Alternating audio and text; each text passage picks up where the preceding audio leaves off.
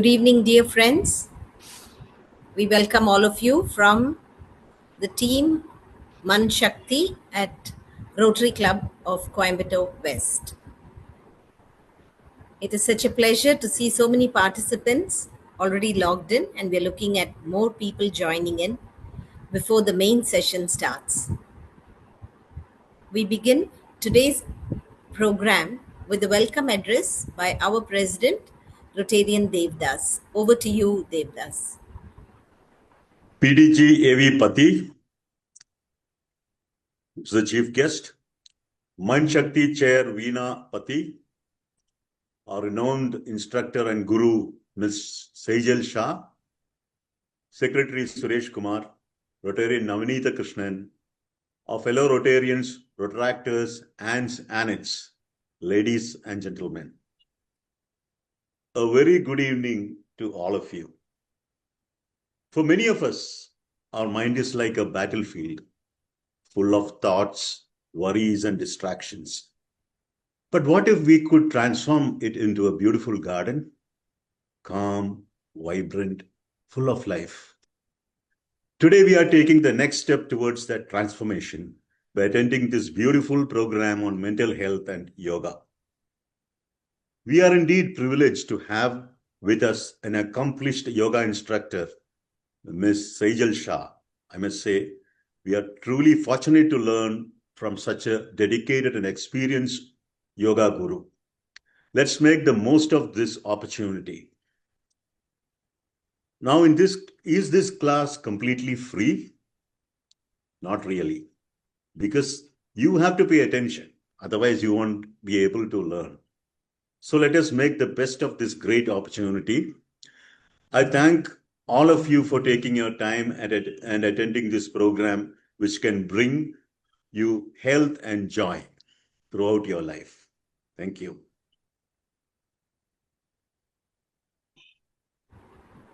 Thank you, Devdas, for that beautiful welcome.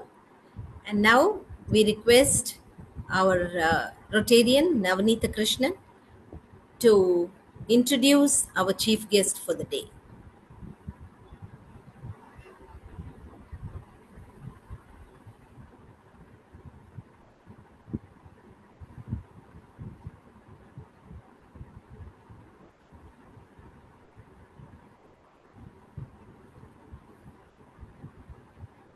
Naveen? Okay. Yes. I'm Yes. Okay. I'm sorry, I'm in a very low bandwidth zone, so kindly allow me to be on audio only mode. Yes. Okay. Yes, thank you.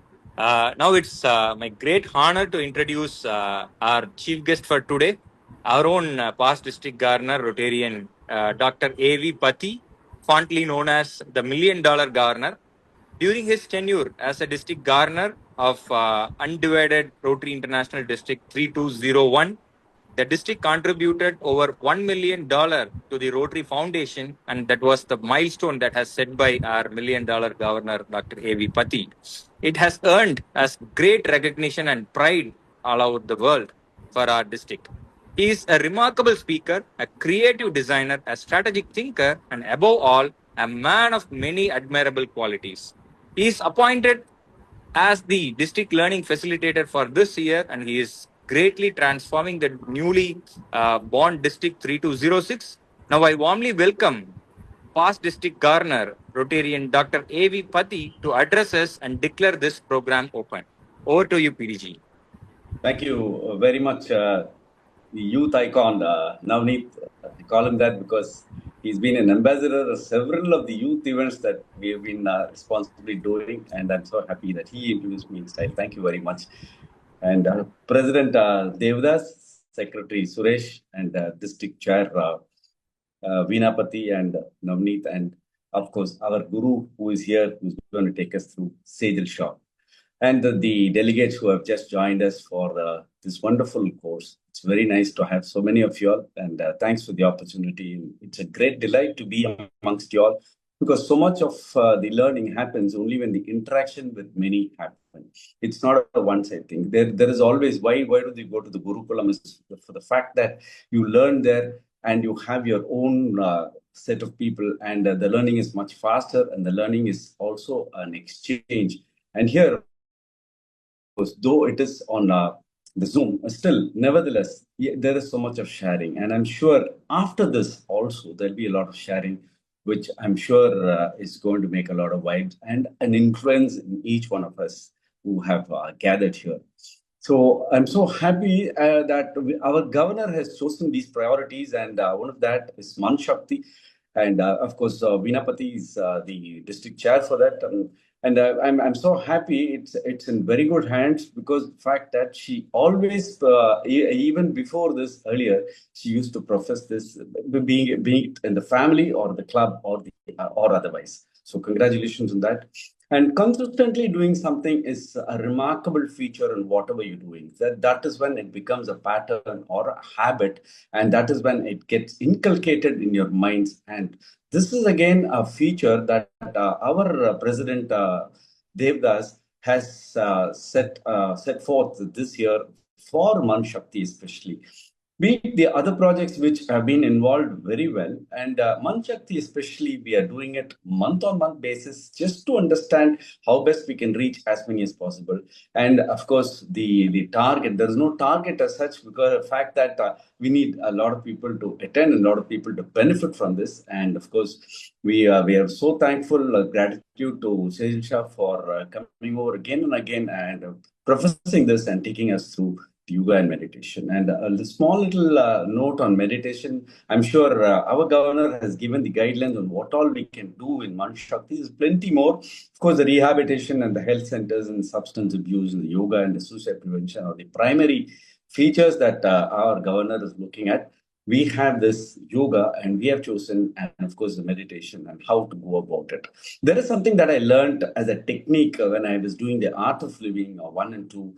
And this technique was for meditation, and found it very, very useful. How do you consolidate yourself for meditation or for yoga? Maybe physically you're doing much, and physically you are getting the whole strength from whatever you are applying. But mentally also you should be inclined to whatever you're doing. And that this technique was very useful for me to be the meditation. So he said, you have to put forth, there are so many thoughts that get gathered, even while you're doing your yoga or your meditation, so many of these thoughts, how to consolidate your mind. He said, this is can be done numerically. Start counting backwards 64 to 1, 64, 63, 62. Counting backward needs an effort. So when you start doing that, you automatically put in your effort to consolidate your mind in one place. It becomes a rhythm, and automatically the body also becomes a part of that. So this is one technique that I learned and found it very useful. And I'm sure you will also be able to use that while you're meditating, or something like our president said, a garden of health.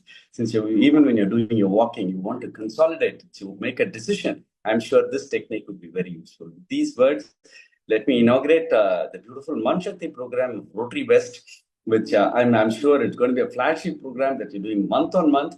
And numbers don't matter as such, but I'm so happy and delighted there are close to about 100 who are joining in last time and this time. And consequently, I want you also to tell your friends that this is happening. I'm sure many of you all would be wanting to share this, and I'm sure you'll be doing that too.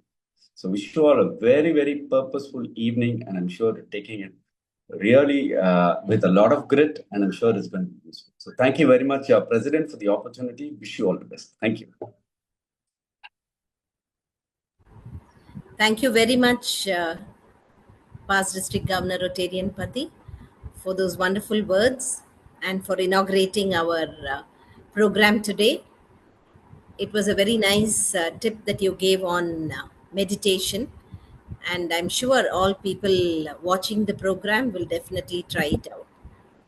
Thank you. And moving on now to Man Shakti, to give you all a small introduction about Man Shakti.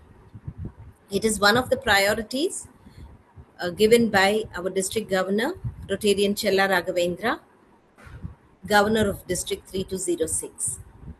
Man Shakti means promoting mental well-being, which can be support to rehabilitation centers, mental health centers, awareness programs on addiction and substance abuse, promote medication, yoga, and other emotional and behavioral well being techniques.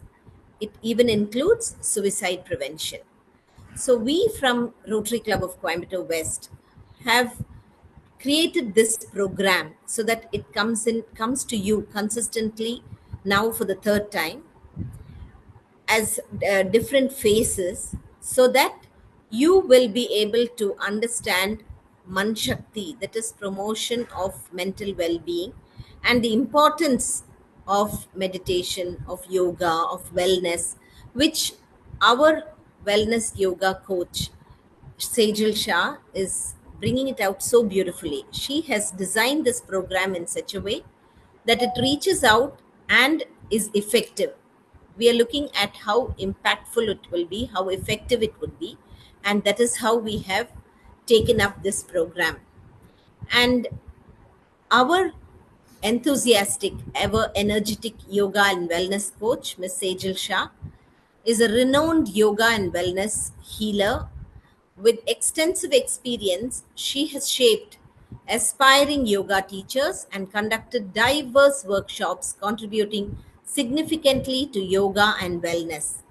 Her expertise spans corporate yoga sessions, face yoga training, kids' summer camps, prenatal and postnatal wellness workshops, therapy sessions for diabetes management and weight loss, introducing yoga in schools. All of this definitely explains that she reaches out to a wide spectrum of people and creates a positive change in each one of them. As an author, her book, The First Light, offers a holistic guide to maternal wellness. Currently pursuing her PhD in yoga, Ms. Sejal is dedicated to nurturing wellness through yoga. She balances her professional life with her loving family, including her husband Nishit and daughter Saisha. So over to you, Sejal. We're looking forward to your session. Yeah.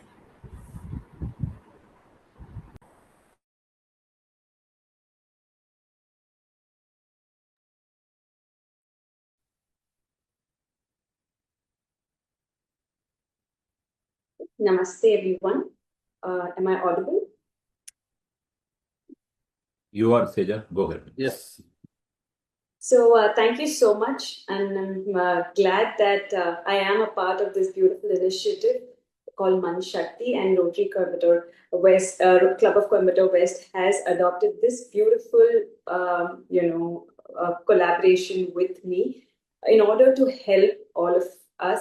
And when we say Man Shakti, we are just trying to power our own mind, and also telling ourselves that we are stronger than what our thoughts are. So, be it positive or negative, we are stronger than in any situation.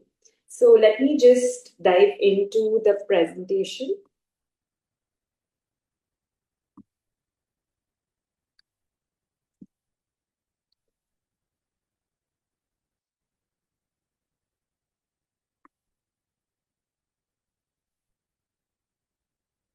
So, before I dive into the topic of why we chose mental health for Gen Z, well, we are aware that every generation has always taken care of their physical health, and we decided that mental health needs to be given that much priority as we give our physical health. So, coincidentally, we are hosting our webinar today, but yesterday was World Mental Health Awareness Day. It's been this particular day on the 10th October since 1992, since the time the World Health Organization of Mental Health decided to dedicate a day for mental health. If you ask me why do we dedicate days for mental health, is because in 365 days, when is that one moment we take and reflect within? You know, we're always in a rush doing something or the other for our physical fitness, for our education, for work, you know, celebrating birthdays. But have we ever stepped back and seen what we did for our mental self? So that's when in 1992 they realized that let us dedicate a particular day for World Mental Health Day so that people start recognizing and understanding the importance for our own mental self.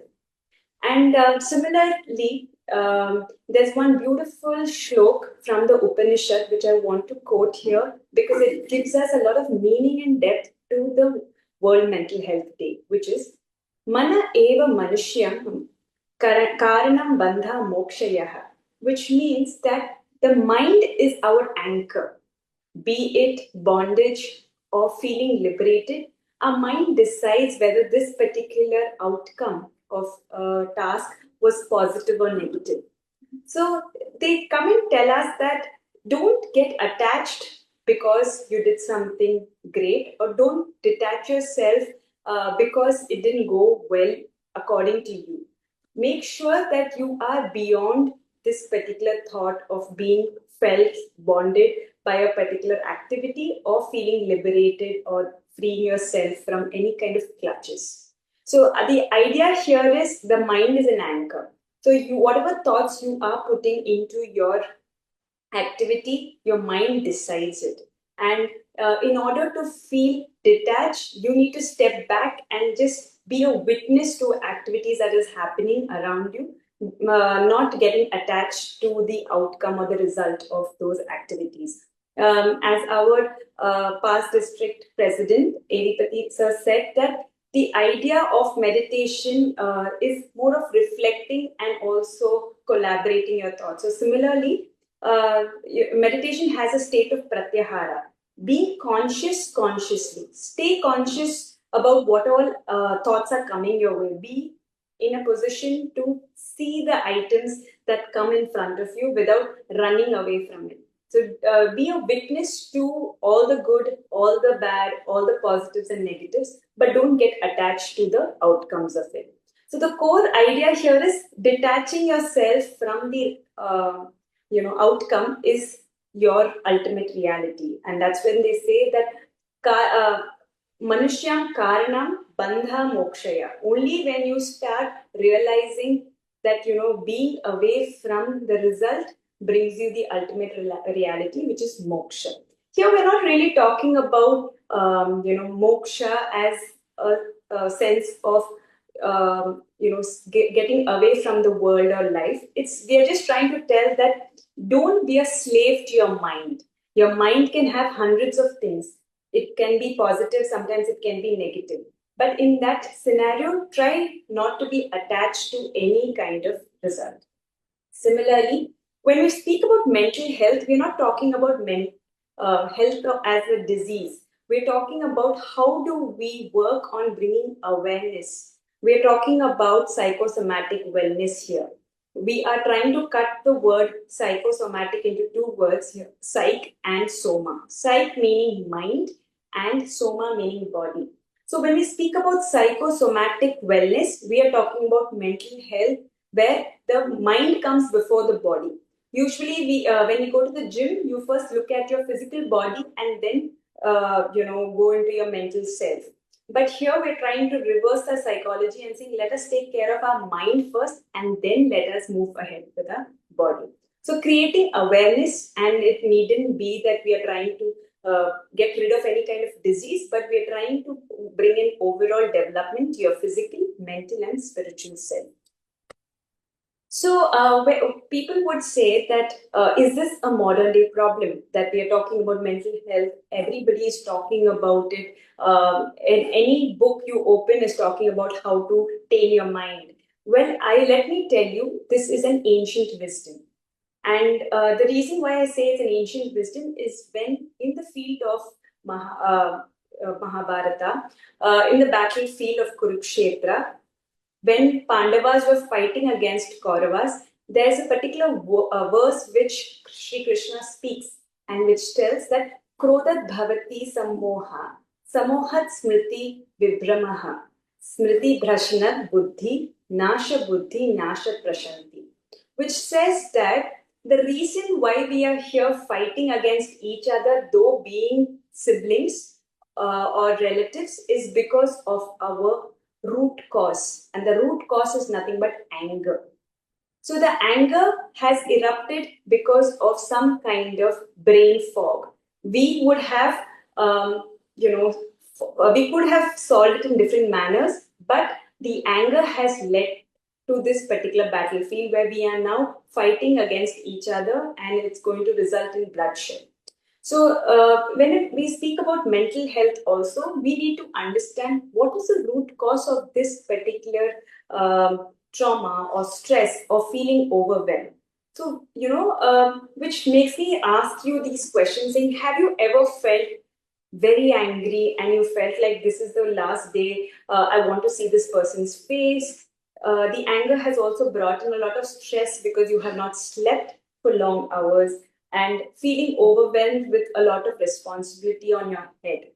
And suddenly you feel everything is lost. Your brain shuts down and you're not able to battle with any kind of mental trauma anymore. And you end up lying down on your bed, just doom scrolling your social media page. And this is all because of one incident that your mind couldn't tackle or battle around. So, however modern the problem looks, it has a lot of reflection back at how ancient wisdom has taught us of how our ancestors also dealt with it, but it just didn't come up as mental health. Of late, because of the knowledge that they're sharing amongst each other, we realize the importance we need to give to cure it at a nascent stage. So hence, we feel like the anger in any form. So, like if I give you an example of a road rash, that one moment of competition which led to anger, saying, "How can he speed up before me?" So that brings in brain fog. The minute you are angry, just try and reflect on your thoughts. You will feel everything to be foggy, and that brings in a lot of delusion. You're not able to focus on what is right, what is wrong, am I doing the right thing by again racing behind him? Because that's what happens in road rash. You start speeding your car or bike in the direction, not knowing that there could be death at the end of it. You're not able to make the right decision, and that impulsive decision brings you burnout, or you feel lost and you feel that your mind is not in sync with your physical body. So the whole idea in today's session is going to be about identifying the root cause for our mental state and how we can reverse it. Also, I would like to quote what our chief guest, Dr. Eripati, mentioned, that these are those tiny steps that you need to take and make it as a loop, habit loop. The more consistent you are in engaging with yourself, reflecting with yourself, you will be able to make that difference in your own state of mind. So, the idea here is, let us understand how our brain works. Just like I would say, if you work in a corporate, you have two things. One is you have like a security camera where you do a face ID and enter the office, and then you have a CEO of the company who gives you the direction, right? So here, when I compare that particular scenario of working in a corporate, try to consider your brain as that corporate. And there is something called amygdala in the brain, which is your security guard, which is your security person, which says that these, it tells you, okay, these thoughts are coming, this looks like a threat to you. Or, similar in the office, you see a security camera which says that this person looks unknown, like, be sure, just try to gauge whether that person is coming for theft or anything of that sort. And the CEO of your company tries to handle all the problems so that the employees are not, getting the brush of it. So it's more of like your brain has two things, aspects. One is it handles any kind of threat, and the other part of your brain, which is called the prefrontal cortex, handles problem solving and also controls your emotions.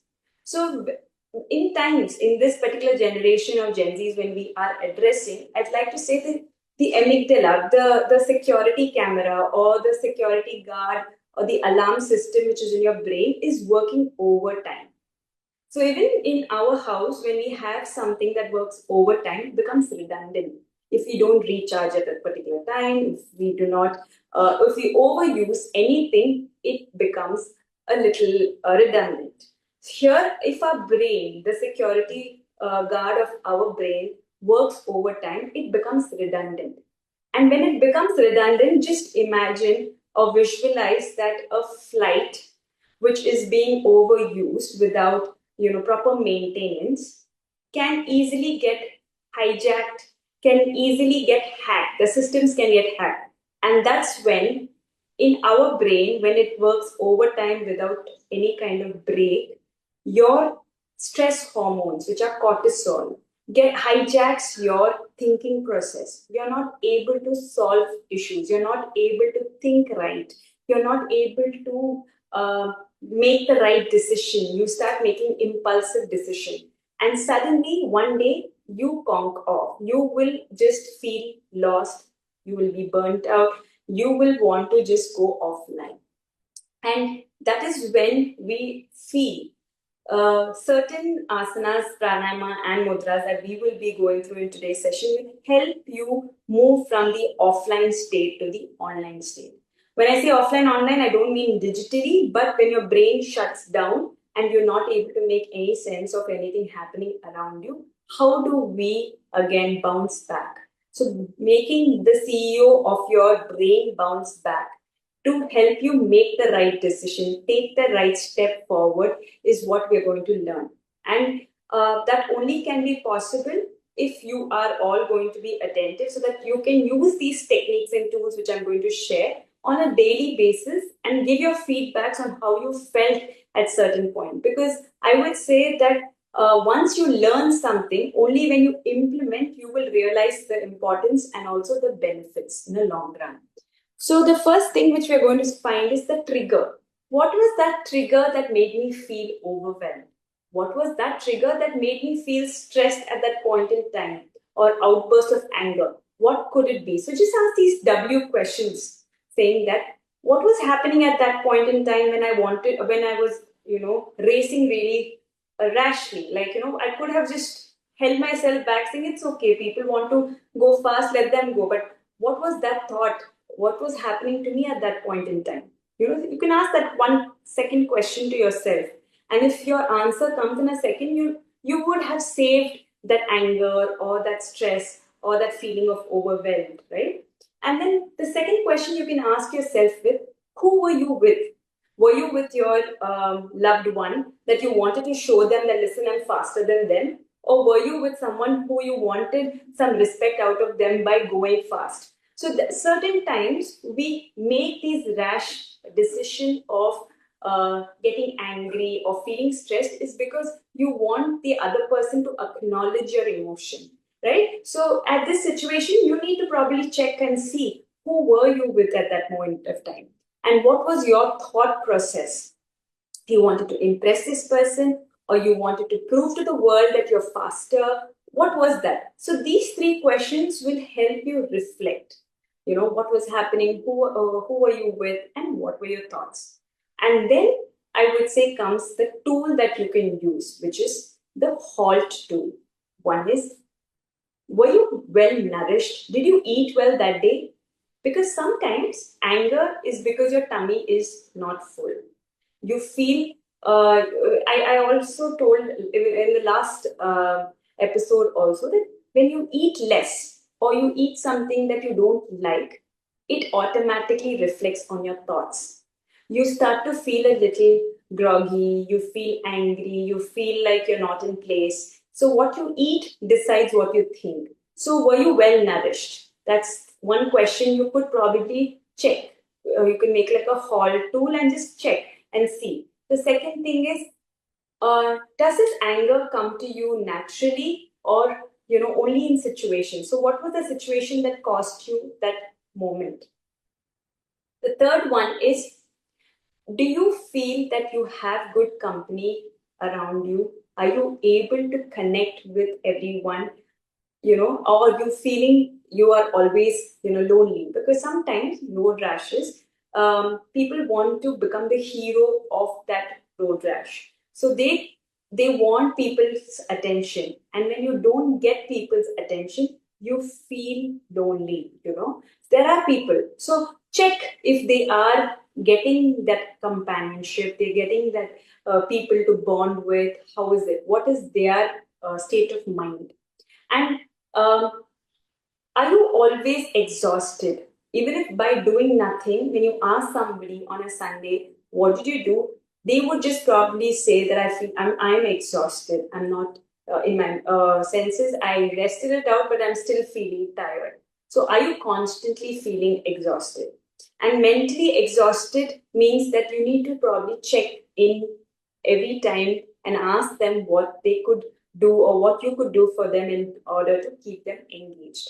So the tool here is halt.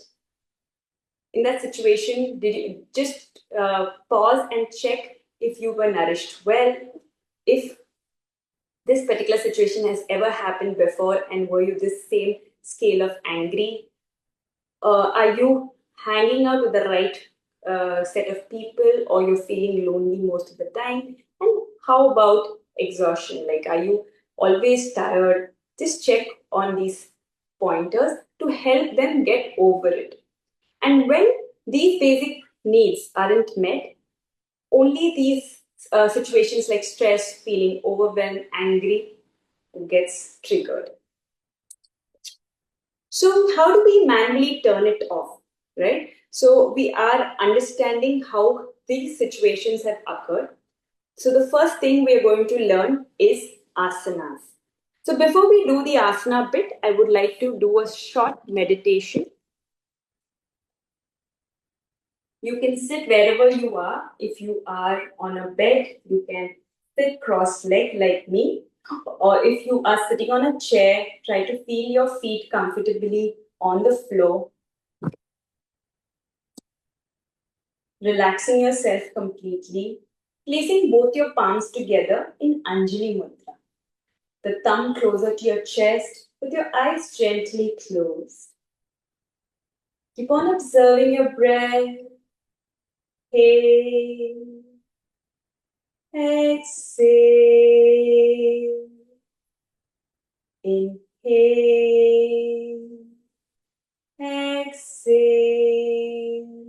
Awareness toward the 5 fingertips pressing each other in Anjali Mudra, the mudra for gratitude, focusing on being grateful to your physical, mental, and spiritual being. Awareness towards focusing on the Pancha Mahabhutas, the 5 elements of nature, air, space, water, earth, fire, mentally, letting go of any thought that pulls you down, focusing on your present. Let the sound from the external environment fill you up. Try not to run away from anything. Be a witness to your thoughts. Be a witness to each passing by emotion. Mentally, try to visualize your own self, your 5-year-old self, the little height of yours, the beautiful clothes that you wore that time. Imagine that it was your 5th year birthday. See that smile on your face. See that twinkling eyes. The beautiful self of yours from inside out. The innocence that you carry. The power that you had within. The strength that you are proud of. Looking at your 5-year-old self with dignity, respect, love, mentally, telling yourself, I love myself. I'm proud of my 5-year-old self. I'm proud of the companionship I had. I'm proud of the little moments of joy I celebrated. I'm happy to be in this beautiful space. This memory of mine will never fail. It's a happy space. I am extremely grateful. I am loved. I respect myself. I vibrate from the highest frequency of love and care. Just keep on observing that little moments of joy, the smile on everyone's face around. Try to zoom in to the face of your 5-year-old self. Zoom in to the broken tooth, to the messy hair, to the hair flying on your face. Keep on observing those happy times, feeling extremely delighted. And now try to zoom out, make it a tiny little dot. Place that beautiful memory of your inner self, your childhood memory, into the space in between your eyebrow center, focusing on absorbing that energy, that vigor, that grit and determination to the present time, focusing on awakening your true self and letting yourself know that you're beyond and above your mind. You have a healthy mind. You have a peaceful mind. You have a clear consciousness.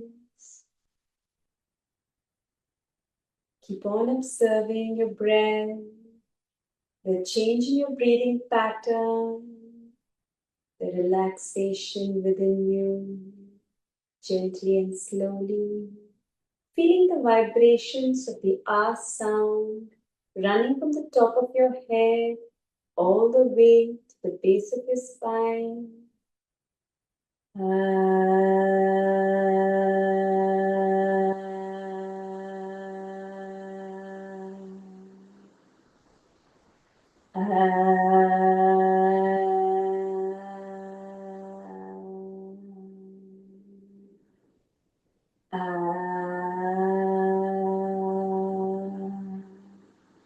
And gently rubbing your palms nicely and briskly in the direction of your heart and softly cupping them over your closed eyes and spreading the positivity throughout your body.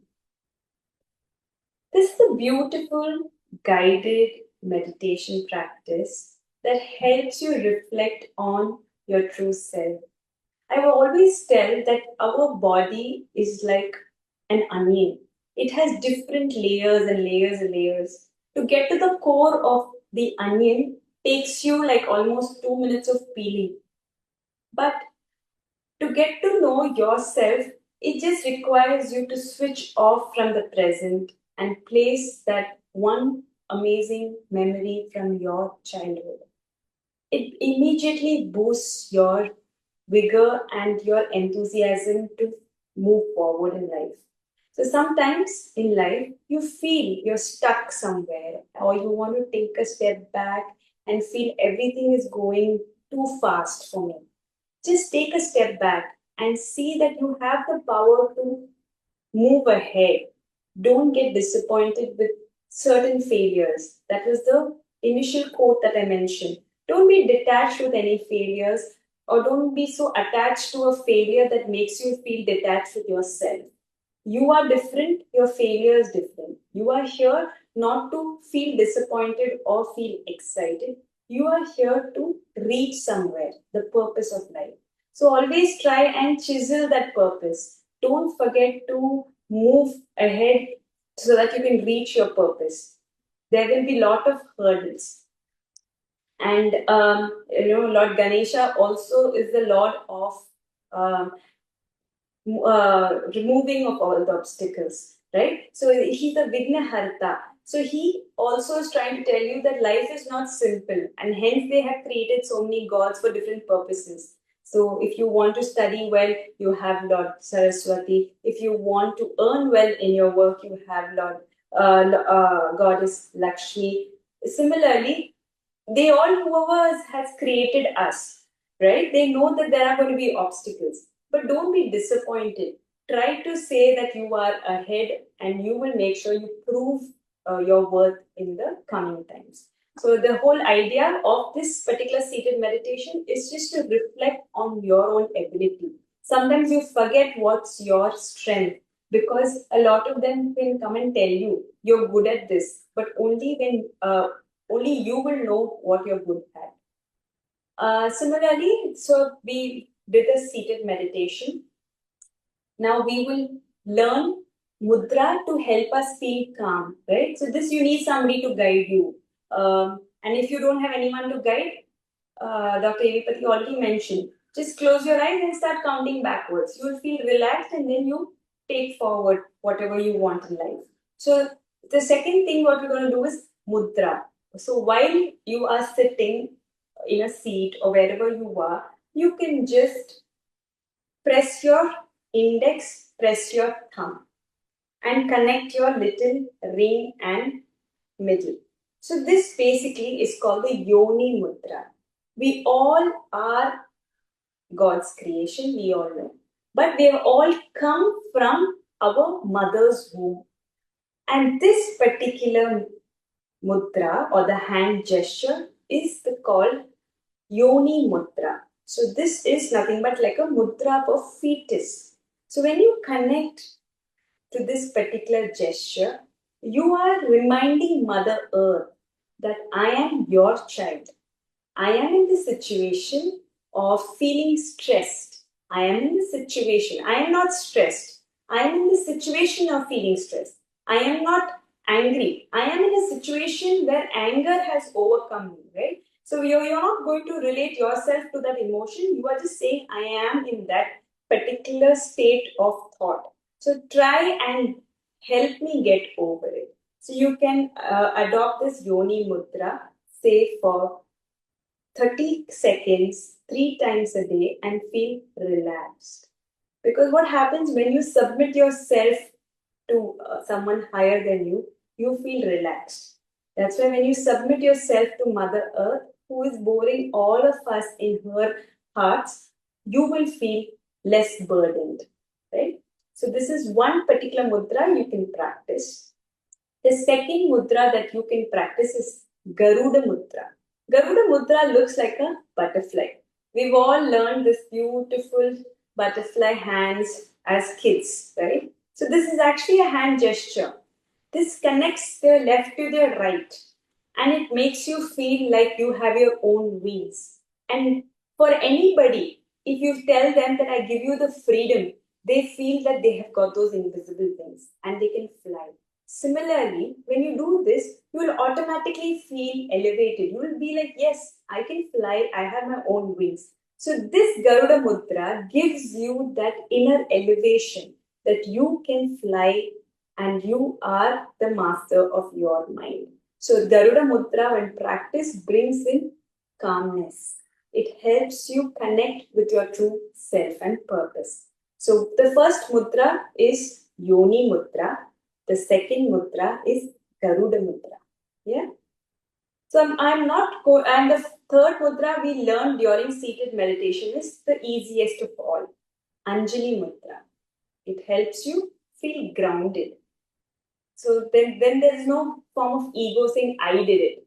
It is I am grateful for this opportunity. I didn't do anything. So it's more of grounding yourself. So the minute you feel grounded, you realize that why should I be angry? Why should I feel stressed? I am feeling grateful for this opportunity. So this is Anjali Mudra, you have your Yoni Mudra, and you have your Garuda Mudra. So the second, what we're going to learn is pranayama technique. Pranayama technique helps us connect with our neurons. We spoke about the amygdala. We spoke about the prefrontal cortex. We also spoke about stress hormone called the cortisol. So when you have stress, for example, just try and check your breath.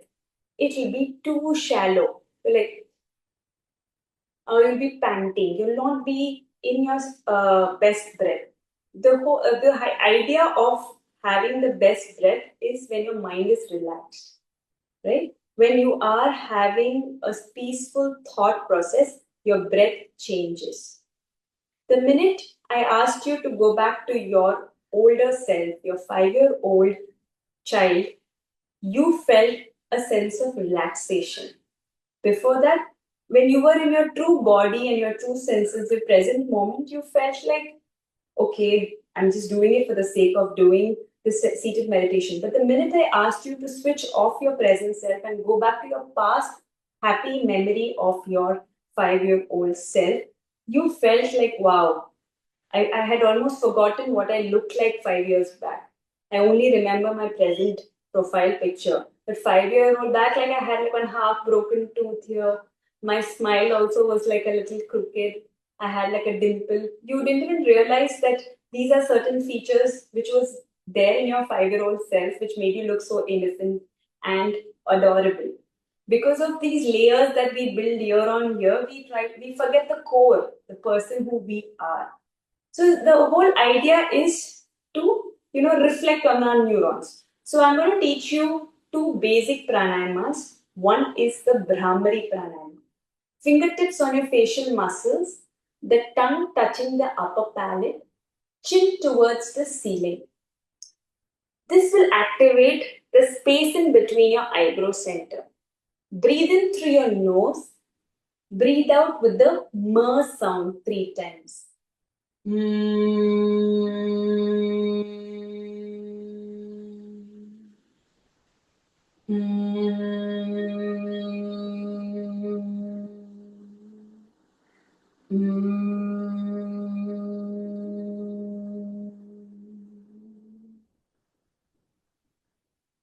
The Brahmari pranayama is also called the bee breathing pranayama technique because when you start observing the sound, it is like zzz, and that sound helps in activating the brain waves. You start to move to the state of gamma. You are aware there's alpha, beta, gamma, theta.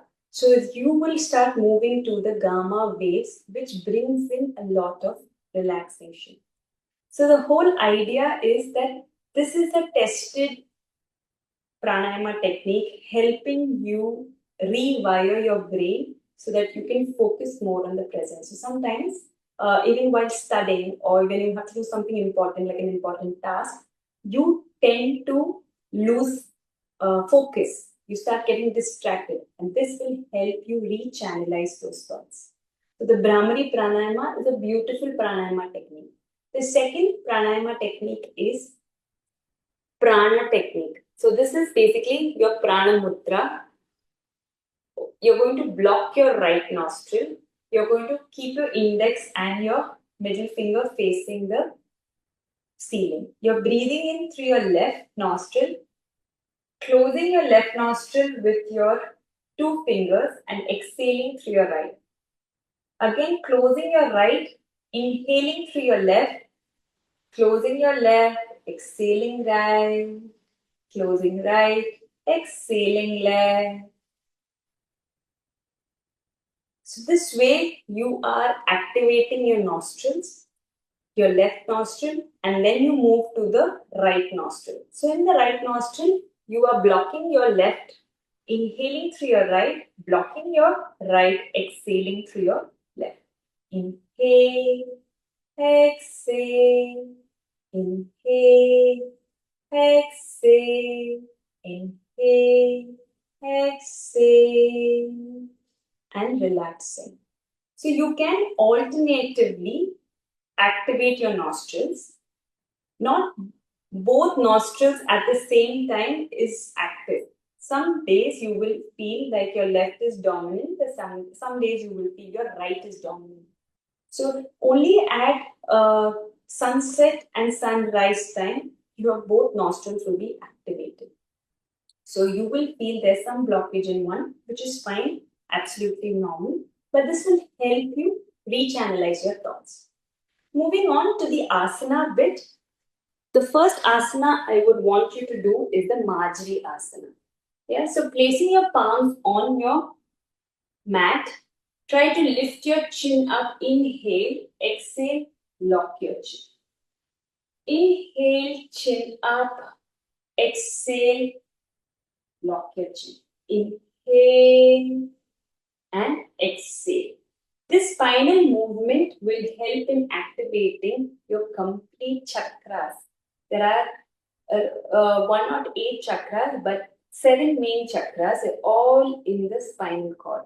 This helps in activating it and also triggering the activation and working of it. Similarly, you try to raise your right knee up for the tiger stretch.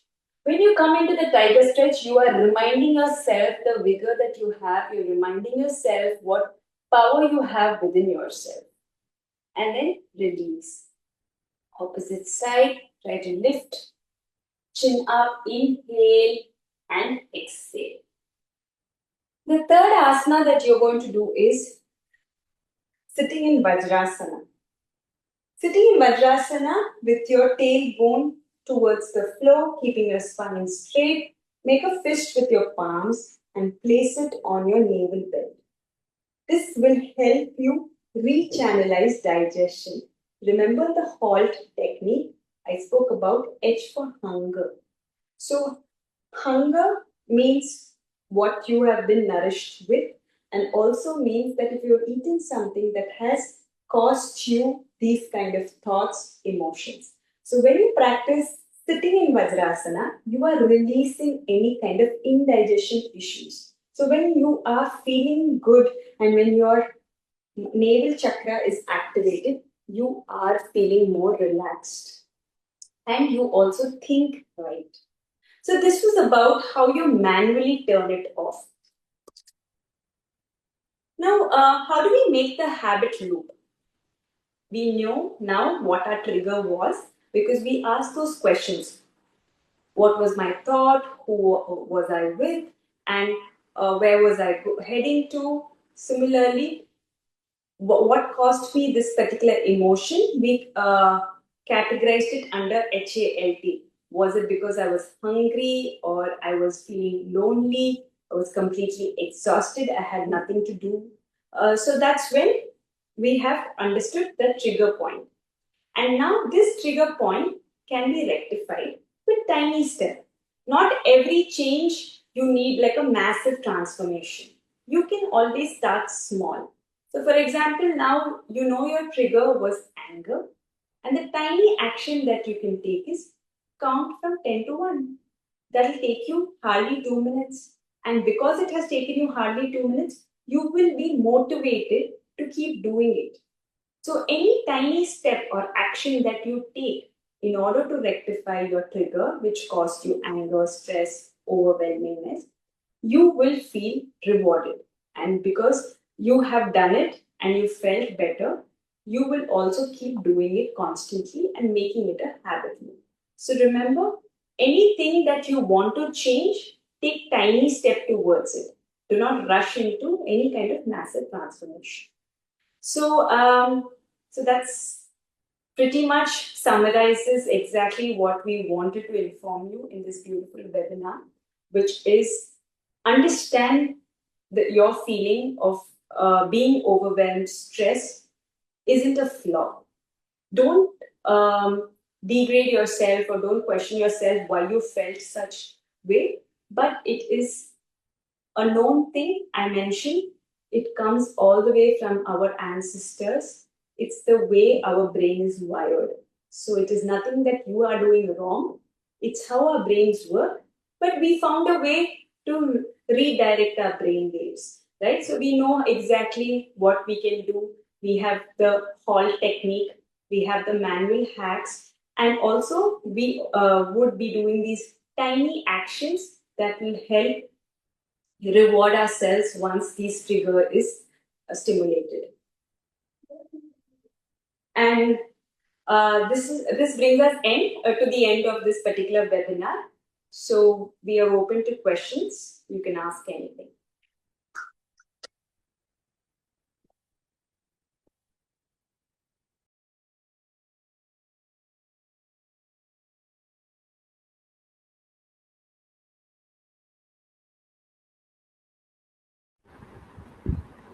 Friends, if you have any questions, kindly post it in the chat box, or you can.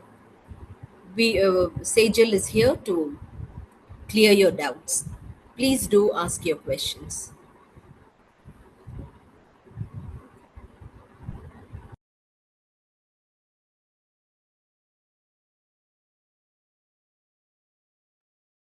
Sejal ji, can you hear me? Yes. Yes. So, when you show these different mudras, then is there a direct connection to these mudras with our mind in some way or other? Or Yes. is it just a psychological effect? This is what I want to know. Yeah. So again, when we talk about psychology, also psych is again we mentioned about the psychosomatic wellness. So it's again a combination of mind and body. Exactly, every nerve is connected. So if you see the acupressure or the naturopathy or our traditional practices, they all help in stimulating our brain cells by working on our palms or on our tip of fingers. So all this is connected to our brain. So the minute you also, we can always create like a ball also if you are all with me doing this. So you can just bring your palms together and try to just, bring small gap and try to just visualize a beautiful, transparent white ball in between your palms. And try and just keep playing with it. And you will see that there is some kind of wave that you have created by yourself with the power of your palms, which was not existing before we started this conversation. And then you can make it like a big ball as per your convenience, and you can make it as big as possible. So this is all basically you have the power within you, and these things are directly connected with your brain cells. So definitely, whatever we do, like hand gestures or say just a bee breathing, just humming like a bee, brings in a lot of calmness to our mind, and it's all proven. And it is once you enter into this world, it is an amazing new world which you discover. And this is the first step or the second step is the most important towards this transformation, right? Yes, yes. Once you put your foot there, then everything, there'll be something pulling you towards this place. The tiny step matters, basically. Yes. Sejal, we have a question from one Bharani. Do we have an exercise to manage the sudden spike of anxiety? Yeah. So when it comes to anxiety, immediately mudras help a lot because it helps you calm down. Exercises will help, but you have to keep doing it regularly. But the minute you do a mudra, it helps. So, for example, for anxiety, also, you can just connect your index and your thumb. So, this index basically represents the air element in your body, the vata element we call, and the thumb represents the fire element, the Agni Tattva. So, anxiety also is because the Agni is not settled. So you're feeling that, I'm stressed and I'm anxious, something is going to happen. I don't know whether it's going to go well, not well. So when you connect this, becomes a mudra, and this is called a chin mudra. So try to place it on your thighs with the palms facing the ceiling and close your eyes. Relaxing yourself, immediately you will feel a sense of relief, because again, you're trying to redirect the airflow and the fire flow in your body. And that is the most common mudra for meditation, what we age-old Yes, mudra, right? yes.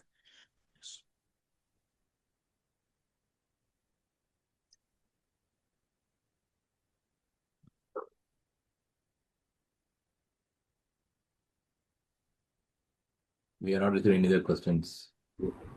Any more questions?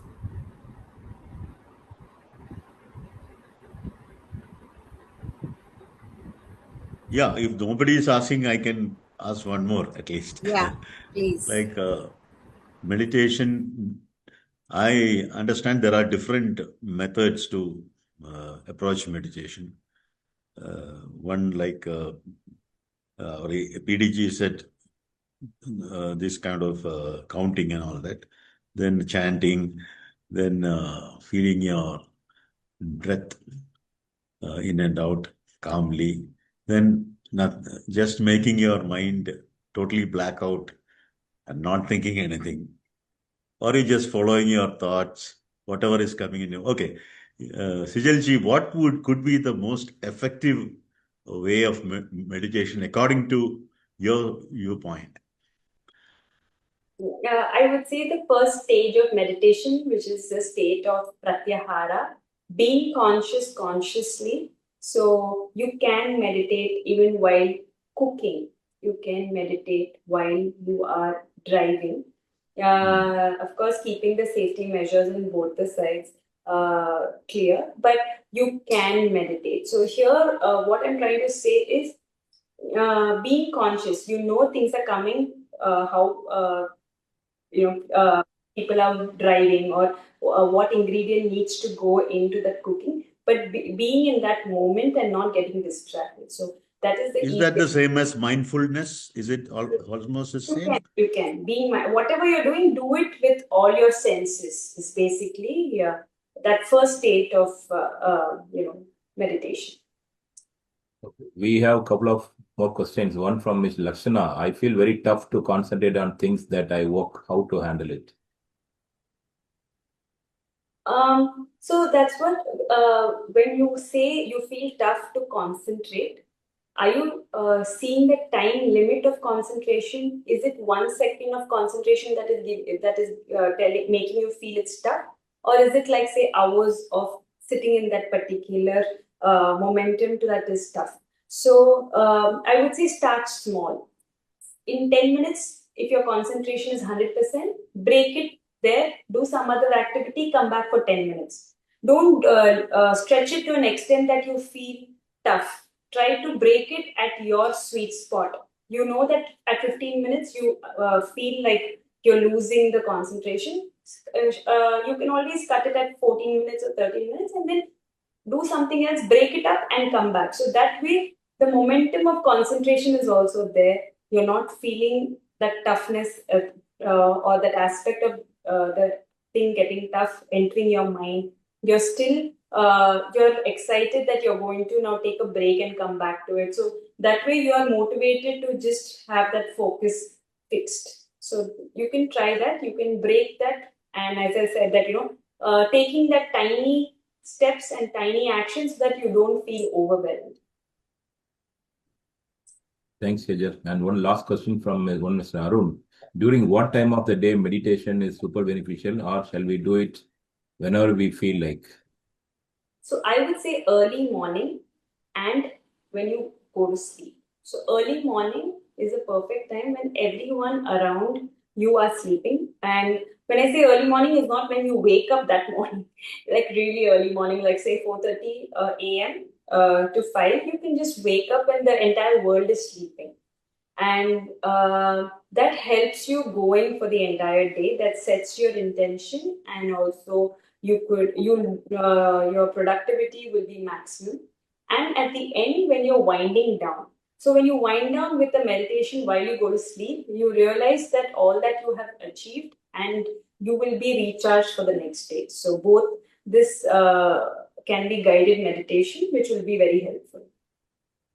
Thanks. So a couple of more questions. The other one is from Girish. Ma'am, is there some mindfulness techniques you can share with us to come out of very anxious situations? Yeah. So then again, here I would suggest a guided meditation. When if it's only like a particular situation, mudra called Chin Mudra, which is consciousness, can be helpful at that moment. And also talking to yourself, telling yourself, don't be a slave to your mind. The situation may cause anxiety. You are not an anxious person. So trying to tell yourself you are different from the situation. When you start relating yourself to that particular situation is when you feel stressed and anxious. So the situation may seem a little anxious, but you don't have to mirror yourself to the situation. You can take a step back and just go through these HALT techniques. Are you feeling anxious because you didn't nourish yourself well? Are you feeling anxious because you're lonely at the moment? Are you exhausted already mentally to face this situation? So ask these HALT questions to understand where exactly you are at this moment. And one last one from Raja. He's a bit upset. He being a final year student, people around me seems to figured out a career, but I feel not. Also, I'm unable to manage that stress that I'm not figured out yet. So, is there a way you can help him out to come out of the stress? So what I would suggest is try to take a paper, because a lot of times what happens, your mind is thinking, but when you start writing or penning down what is in your mind, you get more clarity. So I would say take a paper, write down in the center Raja, okay, and then write, just take an arrow mark, draw, saying that at say 23, 24, whatever your age is, so, at 24, completed this particular degree. What are the options that are available in the market? What am I interested in? I'm not interested in any of it. What is my interest? You can ask these W questions. What is my interest? What are my friends doing with a similar kind of interest?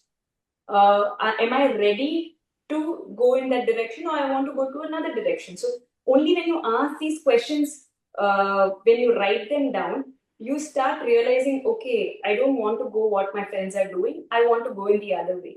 So when you structure it in a way that you make a flow chart of your own self, your own life, where you see yourself in the next 5 years, you will not be able to make a decision. And today, I would urge you to do that. Take an A4 sheet, write your name, write your interest, write what is the field available at the moment in the market.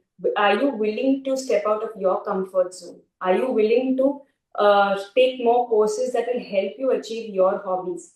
So all that, if you start writing down and jotting, you will realize what you are good at, what is the time period that will take to achieve that, and you can. So it's not necessary what if your friends are already structured, that they've done all this, they're going step by step. Everyone's life is not going to be so structured. You can always take time out and start realigning. To give you an example, I have completed my BCom, my master's in international business, probably in 2013. But today, at 2025, I'm doing a PhD in yoga, which is not even related to the commerce field, because I realized my liking towards a particular subject at a later age. So that doesn't mean I should be ashamed of what I did in the past. That has helped me to come to this stage. And now today, I am building a career in this field. So it's fine that you don't have to be the same. So if I go back and see my friends, they might not be in the same career path as mine, but they're still my friends. So it's fine. You don't have to be stressed looking at them, but you can always be happy that you have chosen the path that you like. So don't be stressed looking at your friends, is what I feel. Yes, the questions are pouring in. I think it's a very valuable session today. I get a sudden sense of urgency after I go to sleep and then take a long time to get sleep. That's from Indu. sudden sense of urgency. That is anxious and anxious while going to sleep. Sudden sense of Sejalji, urgency. can I also just put in a word of how I usually go to sleep? Yes. I switch on to nice sleep music, very nice music. Then it works a lot for me. I don't know for others. Just I'm sharing with you. I listen to news and then sleep. If I don't listen to news, I will not sleep. So is there something that you can give? So for me, I think thoughts, that's the whole point, that stay away from your phones, I would say, because phones is something that makes you think and makes you anxious, because that's what I mentioned in the first 1 minute of our presentation, the doom scrolling, like looking at what other people are doing, what they're posting, what their life is all about, makes you think that I am nowhere connected. I feel like I am lost, sitting here not doing what others are doing. That brings you anxiety at that moment, and that too when you're going to sleep, when you know you've done your day, you've done pretty well, you've achieved whatever you wanted and all, and you have tick boxes of achievement. So I would say get away from the phones. If you could probably go for a short walk and then count your blessings. I would say you have 10 fingers. Try to count 10 things that you're grateful for the day. Like, it could be as simple as today I woke up on time. I made breakfast, or you can say like a breakfast was served to me, because not everybody gets that opportunity of having breakfast served on the table. So, simple things that you're grateful for the entire day makes you feel, wow, I got so much and I just didn't care about it. That's why when I said that, imagine 10th October is a day for World Mental Health Day, is because people don't realize that their mental health requires recognition these days. Like, if you have a great mental health, you feel like, oh wow, you are a billionaire or you're a millionaire, because nobody who has mental health strength or has a healthy mental state is less billionaire than the person owning so much land and property. So, if you have great mental health, don't feel anxious. You have 10 things to be grateful for. So just sleep it off. Okay, one last question before we close that question answer session. If any other questions, I'm sure you people can always, put it across to us separately through WhatsApp group. I'm sure we'll be able to get answers from, Sejam. The one question is. I've also asked, you can, Yeah. connect with me on my Instagram page. Yeah, there's one question, Sejal, sorry. As a multitasking person, this is from Ashwin. He's a president of Rotaract Club of Coimbatore Green City. I sometimes struggle to control my emotions, particularly anger and sadness. How can I better manage my emotions? Yeah, so basically, multitasker again is just a myth, according to me, because you could be good at most of it, but you cannot give your 100% to all. They say that mothers are multitaskers, they can manage home, they can manage it. I'm sure there is something that we are not giving 100% mentally. I'm talking about being physically present is fine, being mentally present in all these 10 things as a multitasker takes a toll on anybody.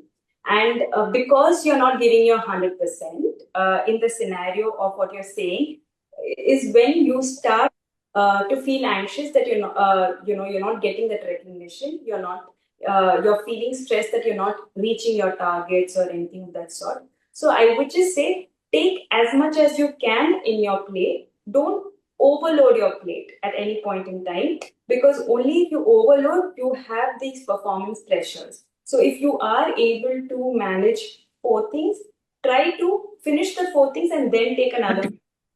That would help you avoid this mental clutter. And mental clutter only comes when you promise more and deliver less. So you can do this. You can just take 4 things or whatever, is in your capacity. Just give it 100%, then take the other, give it 100%.